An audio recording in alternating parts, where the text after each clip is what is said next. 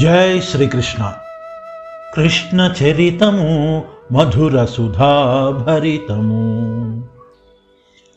భగవద్బంధువులారా, జగద్గురువైన శ్రీకృష్ణ భగవానుని చరణారవిందములకు అత్యంత భక్తి పారవస్యంతో నమస్కరిస్తూ శ్రీమన్నారాయణీయంలోని ఒక అద్భుతమైన శ్లోకంతో ఆ శ్రీకృష్ణ భగవానుని స్తుతిస్తూ మన కొత్త అంశాన్ని ప్రారంభిద్దాం. ఏవం భూతతయా హి భక్త్యభిహితో యోగస్థయోగోద్వయాత్ కర్మజ్ఞానమయాత్ వృషోత్తమతరో యోగీశ్వరైర్గీయతే. సౌందర్యైకరసాత్మకే త్వయి ఖలు ప్రేమ ప్రకర్షాత్మికా భక్తిర్నిశ్రమమేవ విశ్వపురుషైర్లభ్యా రమావల్లభా.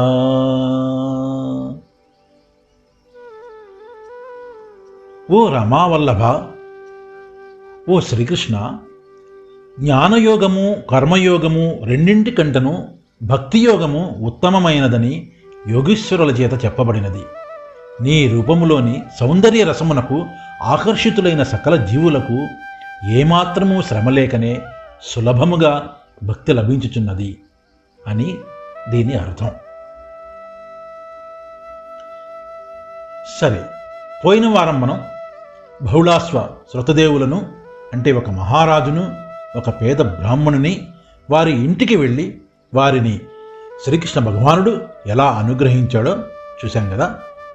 మరి ఈరోజు అంశంలో మనం చూడబోయేది ఏంటంటే, గోపికల కాత్యాయనీ దేవి పూజ, కృష్ణుడు గోపికల ఎడ ప్రసన్నుడగుట, విప్రుల దత్తాన్న భోజనము స్వీకరించుట మొదలైన విశేషాలు తెలుసుకుందాం. అసలు వసంతం ఎంత ఆహ్లాదంగా ఉంటుందో మనకు తెలుసుగా. మరి హేమంత ఋతువు కూడా అంతే అందంగా ఆహ్లాదంగా ఉంటుందని చెప్తారు కొందరు. హేమంత ఋతువులో మొదటి మాసం మార్గశీర్షం.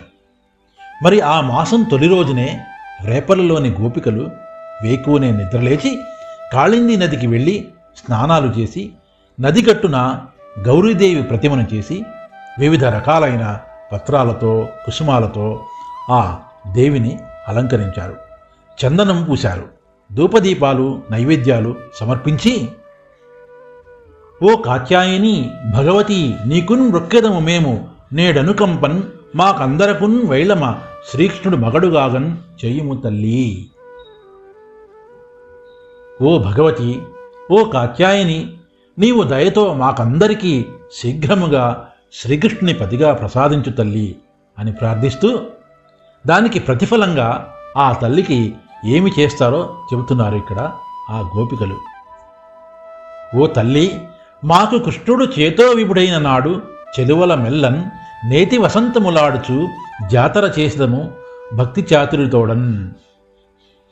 ఓ తల్లి, శ్రీకృష్ణుడు మాకు ప్రాణేశ్వరుడు అయితే అదే రోజు మేమందరము నీకు నేతి వసంతాలు సమర్పిస్తూ ఆడుతూ పాడుతూ పరమ భక్తితో నీకు జాతర చేస్తాం అని ఆ దేవికి మొక్కారు. సరే, వారు ఇలా ఒక నెల కాత్యాయని వ్రతం చేసి ఒకరోజు గోపికలు తెల్లవారుజామునే లేచి కమలాక్షుని మీద పాటలు పాడుతూ సమద గజేంద్ర గమనులై వయ్యారంగా యమునా నదీ తీరానికి చేరుకున్నారు.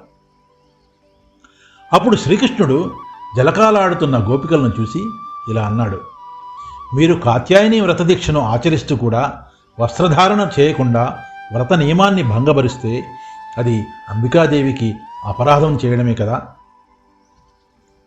కానీ ఇక్కడ విడ్డూరం ఏమిటంటే, ఏ ఉత్తమ శ్లోకుడిని స్మరిస్తే వ్రతభంగాలన్నీ తొలగిపోతాయో, ఎవరినైతే వారు పతిగా కోరుకుంటున్నారో ఆ శ్రీకృష్ణుడినే గొల్లభామలు అక్కడ వీక్షించారు. ఇక్కడ శ్రీకృష్ణుని కొంటె పని అనండి లేదా లీల అనండి, మరి ఆ గోపాలుడు చేసిన పని మీకు అర్థమయ్యే ఉంటుందనుకుంటాను. వారు వెంటనే ఆ సంగతి తెలుసుకొని సిగ్గుతో శ్రీకృష్ణుడికి మొక్కారు. ఏది ఏమైనా శ్రీకృష్ణ భగవానుడు దయామయుడు, భక్తజన పరిపాలకుడు, గోపీజన వల్లభుడు. మనసులు నొచ్చేలా మాట్లాడినప్పటికీ, మోసగించినప్పటికీ, అపహసించినప్పటికీ కొంటె పనులు చేసినప్పటికీ, కలత కలిగించినప్పటికీ ప్రియులు చేసే పనులు ప్రియురాండ్రకు బాధాకరం కాదు కదా. పైగా అవి ఎంతో ప్రియంగానే ఉంటాయి. అప్పుడు కృష్ణుడు వారి చెంతకు చేరి ఇలా అన్నాడు: మీ హృదయ రహస్యం నాకు తెలిసిపోయింది. మీరు నన్ను పతిగా పొందడం కోసం వ్రతం చేపట్టారు. నా వలన మీ నోము పండుతుంది. నన్ను సేవిస్తే కైవల్యమే కరతలామలకం అవుతుంది. దాంతో గోపికలు తపస్సు ఫలించిందని హరి పాదపద్మాలు మదిలో తలుచుకుంటూ ఆనందంగా రేపల్లకు వెళ్ళిపోయారు. ఈ విధంగా శ్రీకృష్ణ భగవానుడు గోపికలను అనుగ్రహించాడు. ఒకరోజు బృందావనంలో గోవులను మేపుతున్నాడు శ్రీకృష్ణ భగవానుడు. అది మంచి వేసవికాలం. గ్రీష్మ తాపానికి గోపబాలకులు అలసిపోయారు. చెట్ల నీడలో సేద తీరుతూ గొడుగుల్లాగా నీడనిస్తున్న ఆ చెట్లను చూసి శ్రీకృష్ణుడు, బలరాముడు, శ్రీరాముడు, దేవప్రస్థుడు, విశాలుడు మొదలైన వారితో తక్కిన గోపాల బాలకులు ఇలా అంటున్నారు: ఈ చెట్లు చూడండి, ఎవరికీ కీడు చేయవు. ఎండ, వాన, గాలి, మంచుల నుండి అందర్నీ కాపాడుతాయి. ఇంకా పళ్ళు, పూలు, ఆకులు, గంధము, జిగురు, తేనె, వేళ్ళు, చివరికి బూడిద కూడా ఇచ్చి మనకి ఎంతో మేలు చేస్తాయి. తర్వాత పశువులను యమునా నదిలో నీరు త్రాగించి, కృష్ణ, మాకు ఆకలి వేస్తోంది అని కన్నయ్యకు విన్నవించుకున్నారు ఆ గోపబాలకులు. శ్రీకృష్ణుడు మరి సర్వాంతర్యామి కదా, ఆయనకు తెలియనిది ఏమున్నది చెప్పండి. అప్పుడు కృష్ణుడు తన భక్తురాండ్రకు బ్రాహ్మణ పత్నులను అనుగ్రహింపదలచి యాదవ బాలకులతో ఇలా చెప్పాడు: ఓ గోపాల బాలకులారా, ఈ వనంలో కొంతమంది బ్రాహ్మణులు అంగీరస యాగం చేస్తున్నారు. మీరు వారి వద్దకు వెళ్ళండి. నా పేరు, మా అన్నగారి పేరు చెప్పి అనురాగపూర్వకంగా వారిని మీకు అన్నం పెట్టమని అడగండి. దాంతో వారు శ్రీకృష్ణుడు చెప్పినట్టుగానే ఆ బ్రాహ్మణోత్తముల దగ్గరికి వెళ్ళి నమస్కరించి, ఓ ధర్మవేత్తలారా, బలరామకృష్ణులు పశువులను మేపుతూ అలసట చెందారు. దయచేసి అన్నం పెట్టండి. మీ వంటి పెద్దలు ఆకలి ఉన్న వారిని పిలిచి పెడతారు కదా. యాగం నడుస్తూ ఉండగా పశువధ, సౌత్రామణి కార్యక్రమాలు జరిగిన తర్వాత దీక్షలో ఉన్నవారు సైతం అన్నం తినవచ్చును. ఇందు దోషము లేదు కదా. మహానుభావులారా, యాగం నడుస్తోంది, ఆగండి అని అనకుండా మాకు అన్నం పెట్టండి అని గోపాలురు అనగా, యాగములు, వేదమంత్రములు, హవిస్సులు, యాగదీక్షితుడైన యజమానుడు మొదలైన ఈ సమస్తం మహావిష్ణువే. అట్టి మహావిష్ణువే శ్రీకృష్ణుడని వారు అజ్ఞానం వలన తెలుసుకోలేకపోయారు. కేవలం గోపబాలకులనే తలచారు. ఆ విప్రులు దుర్బుద్ధితో కృష్ణుడు పంపిన గొల్లపిల్లలను ఆదరించకుండా అన్నం లేదు లేదని మందలించి పొమ్మన్నారు. అంత గోపకులు నిరాశలై వచ్చి ఎరింగించిన హరి లౌకికానుసారి ఎగుచూ, మీరు యార్యుల నడుగక వారి భార్యలకు మా రాక చెప్పుండు, అన్నమ్మ పెట్టుదురు అని పంపిన వారు చని బ్రాహ్మణ సతుల దర్శించి నమస్కరించి సంపూజితులై ఇట్లనిది. అప్పుడు గోపబాలకులు నిరాశతో తిరిగి వచ్చి శ్రీకృష్ణుడికి విషయం వివరించారు. గోవిందుడు లోక వ్యవహారం తెలిసినవాడు కాబట్టి వారితో, మీరు మళ్ళీ ఆ పెద్దలను అడగకండి. వారి పత్నులకు బలరామకృష్ణులు ఈ వనానికి వచ్చారు అని చెప్పండి, అన్నం పెడతారు, వెళ్ళండి అని మళ్ళీ గొల్లపిల్లలను పంపాడు శ్రీకృష్ణుడు. వారు యజ్ఞవాటికి వచ్చి బ్రాహ్మణ స్త్రీలను దర్శించి నమస్కరించారు. తమను ఎంతో సంతోషంతో ఆదరించిన ఆ ఇల్లాండ్రతో గొల్లపిల్లలు ఇలా అన్నారు: గోవుల మేపుచూ నాకొని గోవిందుండన్నమడిగికొని రండని మమ్మీ వేళను గుర్తించెను, ధీవలసితులారా రెండు తెండన్నంబుల్. ఓ ధీరవనితలారా, శ్రీకృష్ణుడు గోవులను మేపుతున్నాడు. ఆయనకు ఆకలి వేస్తుంది.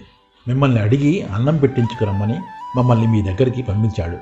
అన్నం పెట్టండమ్మా అనినా విని గోవింద సందర్శన కుతూహలలై ధరణీసుర సుందరులు సంభ్రమానందములు డెందముల నందడింప భక్ష్యభోజ్య లేహ్య చోష్య పానీయ భేదంబులను కలిగి సంస్కార సంపన్నంబులైన అన్నంబులు కుంభములను నిడుకొని సంధర్మమున సముద్రమునకు నడుచు నదుల తెరంగున నివేదించిరి. గోపాలుల మాటలు వినగానే దేవకీనందనుడైన కృష్ణుణ్ణి సందర్శించాలని ఆ స్త్రీలు ఎంతో ఉబలాటంతో హృదయాలలో సంబరము, సంతోషము చెలరేగగా పంచభోక్ష పరమాన్నాలు కుండలలో నింపుకొని సాగరుణ్ణి చేరడానికి వెళ్ళి నదీమతల్లులాగా వేగంగా వడివడిగా బయలుదేరారు. బిడ్డలు, పతులు, తోబుట్టువులు అడ్డం వచ్చి వారిస్తున్న ఆ బ్రాహ్మణ స్త్రీలు, మమ్మల్ని అడ్డగించకండి, తప్పుకోండి అని బదులు చెబుతూ జగన్నాథునికి అన్నం తీసుకుని వెళ్ళారు. అలా వారు వెళ్ళి యమునా నది వద్ద వనాల్లో తిరిగే కృష్ణుడి కోసం కలియజూశారు. కొద్దిసేపటికి వారు భువనమోహన సుందరాంగుడు, నవ మన్మథాకారుడు, క్లేశహరుడు, భక్తపాలకుడు అయిన ఆ శ్రీకృష్ణుని చూశారు. ఒక చెలికానిపై ఒక చేయి దాచి వేరొక చేత లీలాబ్జ మూచువాని, కొప్పున కందని కొన్ని కుంతలములు చెక్కుల నృత్యంబు చేయువాని, కురిచ చుంగులు పుచ్చి కొమరారగట్టిన పసిడివన్నీ ఏకల పటము వానిన్, ఔదుల దిరిగిరా నలవడ జుట్టిన తట్టంబు పించపు దండవాని, రాజితోత్పల కర్ణపూరములవాని, మహిత పల్లవ పుష్పధామములవాని, భువనమోహన నటవేష భూతివాని, కనిరి కాంతలు కన్నుల కరవుదీరా. ఆహా! ఆ నందగోపాలుడు ఒక మిత్రుడి భుజంపైన ఒక చెయ్యి వేసి రెండో చేతితో లీలాపద్మం ఆడిస్తున్నాడట. కొప్పుముడిలోని కొన్ని ముంగురులు చెక్కిళ్ల మీద చిందులు వేస్తున్నాయట. చక్కగా కుచ్చులు వచ్చేలా మంచి మెరుపుల వస్త్రం కట్టుకున్నాడట. తల చుట్టూ నెమలిపించాల దండ ధరించాడట. చెవిలో కలువ పువ్వులు నెరిపాడు. చివుళ్ళు వనమాల మెడలో అలంకరించుకున్నాడు. భువనమోహనుడు లీలావేషధారి అయిన శ్రీకృష్ణ భగవానుడు బహు సుందరంగా విరాజిల్లుతున్నాడు. అట్టి శ్రీకృష్ణుణ్ణి తమ కళ్లకు కరువు తీరేలా ఆ విప్రవనితలు దర్శించారు. వారు ఆ నలినాక్షుని సుందర రూపాన్ని హృదయ మందిరాలలో ప్రవేశింపజేసుకున్నారు. ఆధ్యాత్మిక, ఆది భౌతిక, ఆది దైవతములు అనే త్రివిధ తాపాలతో అతన్ని కౌగిలించుకున్నారు. అలా కృష్ణుని చేరిన ఆ విప్రవనితలను ఆ పద్మాక్షుడు గ్రహించి ఒక చిరునవ్వు నవ్వి వారి వైపు చూస్తూ ఇలా అన్నాడు: ఓ స్త్రీరత్నములారా, ఇలా రండి. ఎంతో ఉల్లాసంగా మీరు నా దర్శనానికి వచ్చారు. మీకు నేను ఏమి చేయాలో చెప్పండి. మీరు ఏ ప్రతిఫలాపేక్ష లేకుండా వచ్చారని నాకు తెలుసు. విజ్ఞానులు కూడా మీ వలనే నా వద్దకు వచ్చి సేవలు చేసి సకలము పొందుతారు. కాబట్టి మీ భర్తలు మీతో కూడి యాగం నిర్విఘ్నంగా పూర్తి చేస్తారు. మీరు యాగశాలలకు వెళ్ళండి అని శ్రీకృష్ణుడు బ్రాహ్మణ స్త్రీలకు చెప్పగా వారు, ఓ మాధవ, మాతో ఇలా పరుషంగా మాట్లాడడం నీకు తగునా? మా ఎడల ఇది న్యాయమా? పతులు, సుతులు, సోదరులు, తండ్రులు వారిస్తున్నా తిరస్కరించి చనువుగా నీ చరణాల వద్ద చేరామే. మేము అక్కడికి వెళ్తే వారు మమ్మల్ని ఆదరిస్తారా? మేము ఇళ్లకు తిరిగి వెళ్ళడానికి ఒప్పుకోము. మమ్మల్ని నీ దాసీజనంగా భావించి ఏలుకో ఓ శ్రీకృష్ణ అని పలికిన వనితలతో సరేనని వారికి ఆశ్రయమిచ్చి జగదీశ్వరుడైన శ్రీకృష్ణుడు ఇలా అన్నాడు: ఓ కోమలులారా, నా దగ్గర ఉన్నారని మీ చుట్టాలు, సోదరులు, భర్తలు, బిడ్డలు మిమ్మల్ని ఏమీ కోపగించుకోరు. దేవతలు సైతం మిమ్మల్ని కొనియాడుతారు. నరుల సంగమం వల్లే నా సాంగత్యం సౌఖ్యానురాగాలు ఇచ్చేది కాదు. ఇది కేవలం ముక్తిప్రదాయకం. నన్ను స్తుతించడం వలన, నన్ను దర్శించడం వలన, నా కథలు వినడం వలన, నన్ను ధ్యానించడం వలన మీరు మీ కర్మబంధమైన దేహాన్ని విడిచి మనసు నాయందే లగ్నం చేసుకుని శీఘ్రగతిన నన్ను పొందుతారు. నా మాట నమ్మండి అంటూ శ్రీకృష్ణుడు వారు తెచ్చిన ఆహారాలను మిత్రులతో కలిసి హాయిగా చక్కగా ఆరగించాడు. పరమేశ్వరార్పణం అంటూ ఎవరికైనా భిక్ష పెడితేనే పరమపదం లభిస్తుందంటారు కదా. మరి సాక్షాత్తు లోకేశ్వరేశ్వరుడైన శ్రీకృష్ణ భగవానుడే భిక్ష స్వీకరిస్తే కలిగే ఫలితం ఎలాంటిదో చెప్పడం సాధ్యం అవుతుందా చెప్పండి? అందుకే పరమాత్ముడు లోకేశ్వరేశ్వరుడు అయిన ఆ శ్రీకృష్ణ భగవానుడు చేసిన లీలలు, సత్కార్యాలు అసంఖ్యాకమైనవి. ఈ విధంగా శ్రీకృష్ణ భగవానుడు మానుష రూపంలోనే ఉంటూ ఆర్తజన పరాయణుడై, భక్తవత్సలుడై అడుగడుగునా తన వారిని ప్రేమిస్తూ, రక్షిస్తూ తన దివ్యమైన లీలలను ప్రదర్శిస్తూ ఉండేవాడు. ఆ శ్రీకృష్ణుని లీలలను, వైభవాలను, ఆయన తత్వాన్ని మనం లేశమాత్రంపైనా తెలుసుకున్నందుకు, మళ్ళీ చెప్తున్నాను, లేశమాత్రంపైనా తెలుసుకున్నందుకు భక్తవత్సలుడైన ఆ శ్రీకృష్ణ పరమాత్మ తన కృపాకటాక్ష వీక్షణములు మన మీద కూడా తప్పక ప్రసరిస్తాడని ఆశిస్తూ ఆ శ్రీకృష్ణ భగవాన్ని దివ్యమంగళ రూపాన్ని వచ్చే వారం దాకా మనసు నిండా నింపుకొని ఆయన్ను స్మరించుకుంటూ మనసు పులకరింపజేసుకుంటూ మళ్ళీ మనం మరొక కొత్త అంశంతో వచ్చే వారం కలుద్దామా? అంతవరకు సర్వే జనా సుఖినో భవంతు. సెలవు. మీ రావిపాటి రామకృష్ణ. జై శ్రీకృష్ణ.